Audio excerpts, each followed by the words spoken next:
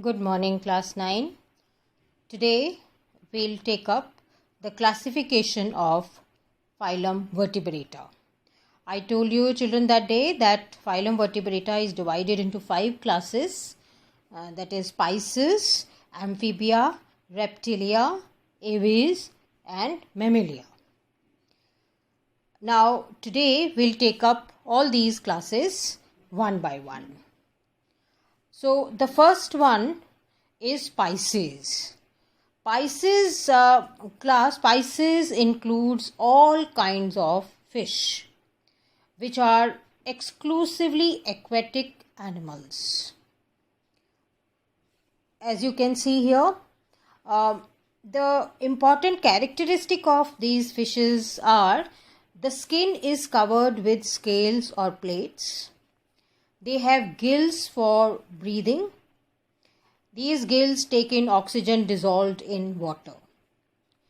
These fishes have streamlined body, that is, body is pointed in front, and it has a muscular tail which helps the fish to swim in water.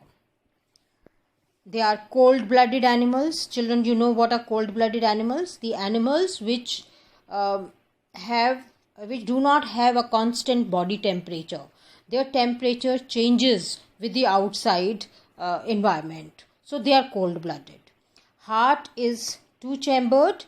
Unlike humans, who have four-chambered hearts, our heart is made up of 2 auricles and 2 ventricles. But here in fishes, they have just 2-chambered heart. Then they lay eggs. Then there are 2 types of fishes, cartilaginous fishes and bony fishes. Now, what is the difference between these 2 kinds of fishes? Cartilaginous fishes have skeleton made up of only cartilage. Sharks are examples of this, and bony fishes have skeleton made up of both cartilage and bones, for example, rohu, tuna, etc. The next class is class Amphibia. It includes animals which can live on both land and water. They do not have scales on their skin, but they have a thin and slimy skin because of the presence of mucus gland in their skin. Respiration is either through gills, as it is in the tadpole, a larval stage, or it is through lungs, as it is seen in the adult frog. They have 3-chambered heart and they lay eggs in water. And they are also, like fishes, they are also cold-blooded animals. And you can see the examples here: frogs, toads, salamanders, and these are the examples of Amphibia. The next class is Reptilia.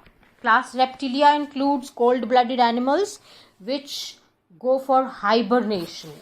Children, you know hibernation is winter sleep. These animals, they go for a long winter sleep when the temperature becomes very low. So this is called hibernation. They have scales on their body. They breathe through lungs. Most of them, they have 3-chambered heart, but crocodiles, they have 4-chambered heart. They lay eggs on land, unlike amphibians, those who lay eggs in water. But these reptiles lay eggs on land, and the examples, as you can see here, snakes, lizards, turtles, crocodiles are the examples of Reptilia. Now the next class is class Aves, which includes all the birds. Now the birds are warm-blooded. They have 4-chambered heart. Their body is covered with feathers. And the wings which are used for flight are actually modified forelimbs.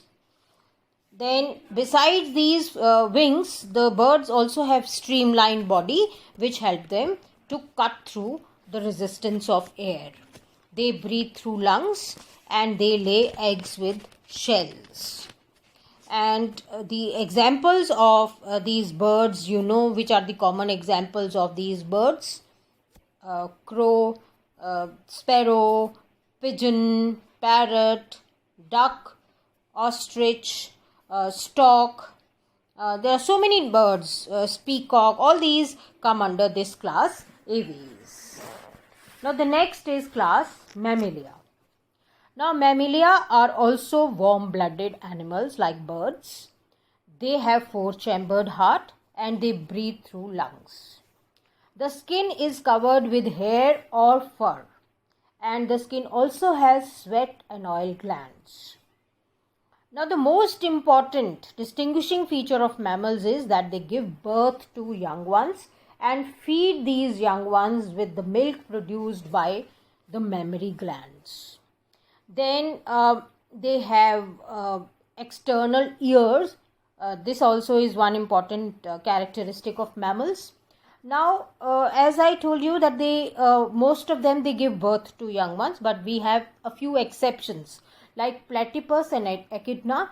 They lay eggs, and there are still other animals like kangaroos. They give birth to very poorly developed young ones, which are kept in pouches for some time till they are fully developed. And the examples of these mammals are you see cat, dog, bat, rat, cow, goat, humans.